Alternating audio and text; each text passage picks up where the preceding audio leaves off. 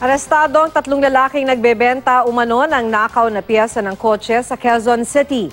Nakuhanan din umano ng shabu ang 3 suspect. Makibalita tayo kay James Agustin ng Super Radyo DZBB. Sa dami ng car spare parts na nakuha sa mga lalaking ito, aakalaing nagmamay-ari sila ng isang shop. Umabot nga ito sa mahigit 2 sako ng kumpiskahin ng mga pulis.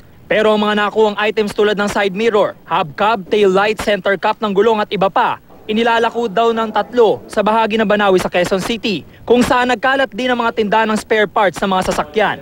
Inaresto ang 3 dahil may nagtip daw sa mga otoridad na ang 3 nagtitinda, tirador daw ng mga nakaparadang sasakyan. Madaling baklasin yung mga side mirror, tapos itong mga sindikato na to or may grupo dito na binibili nila for mga 200 to 300 pesos, tapos binibenta nila.